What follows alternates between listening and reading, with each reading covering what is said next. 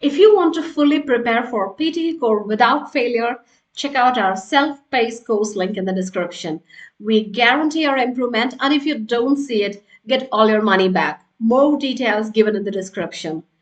Now, you're listening carefully to a speaker. Everything is flowing beautifully.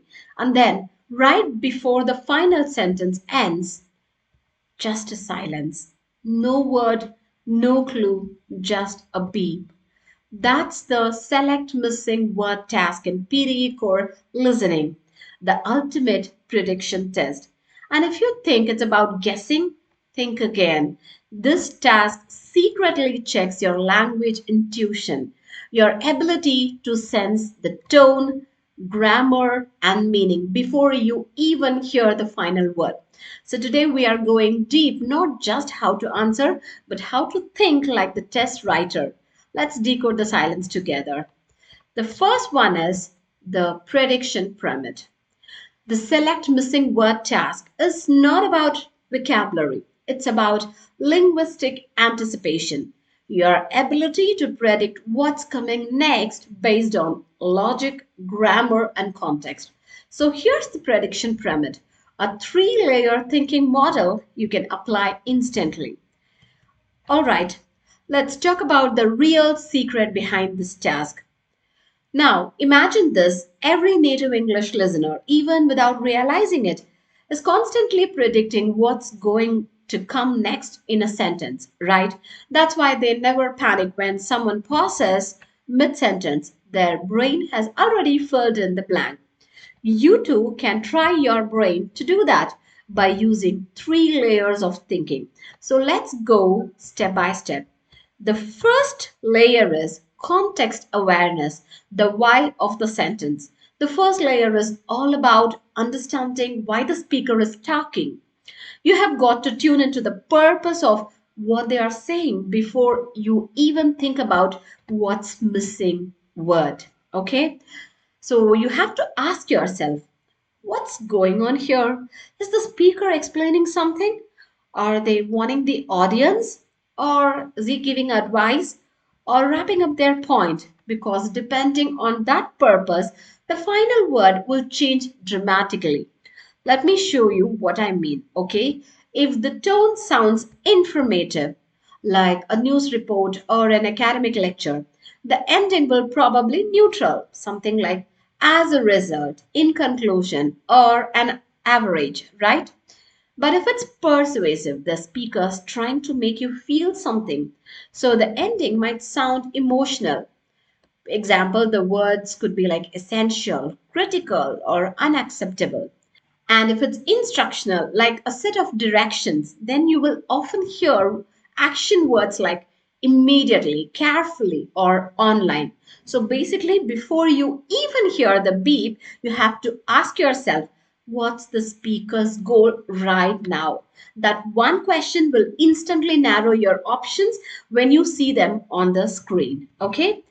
The second layer is grammatical expectation, the how of the sentence. Now, you have figured out the purpose. Okay, the second layer focuses on how the sentence is built. In other words, we call it as grammar, simple, right? So, grammar is your biggest clue when predicting what kind of word should come next. Here is an example. The team decided to move forward very dash silence, right? You already know what kind of word fits next. It needs to be an adverb, right? Something like quickly, smoothly, or confidently. So that means any option that's a noun or adjective, like strategy or productive, can be eliminated immediately. See, you did not even need to wait for logic. Grammar alone helped you shrink your choices, isn't it? So always look for the clues in the structure.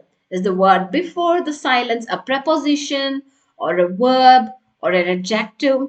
That hint tells you exactly what a grammatical form the missing word must take. Okay? Now, the third layer is collocation fit, the what of the sentence. Finally, we reach the third layer. We call it as a collocation. We call it, in other words, as word partnership layer. This is where You check if the missing word feels natural text to the surrounding words or not. Every language has natural word pairings, right? So words that love to live together. For example, we say make a decision. We don't say it as do a decision. We say heavy rain, not strong rain. So in the test, if you hear something like strictly follow the safety, your brain should instantly say, aha, that's either guidelines or procedures because those are natural collocations, right? Strictly follow the safety guidelines or strictly follow the safety procedures. If one of your options feels grammatically fine but sounds weird, then it's probably wrong. The correct choice will always click. It will sound right and make sense in context. Okay? So now when you combine all three, the context why, the grammar, the how, and the collocation, the what, you are not just listening anymore. You are thinking like the test writer, isn't it? And once you start doing that, the missing word does not feel missing at all. It feels obvious. Okay, now let's go little deeper. The three-step listening lens. When you hear the recording, your brain must process it through three lenses. The first lens is tone and topic recognition. In the first 10 seconds, you have to identify the tone, whether it's formal, casual, urgent, or informative. So, this immediately eliminates words that don't match the style. For example, if the audio sounds like a public notice, the library will close earlier this weekend due to maintenance. Okay, then it will followed by the silence. So the missing word won't be amazing, right? It will probably be work or activities or repairs.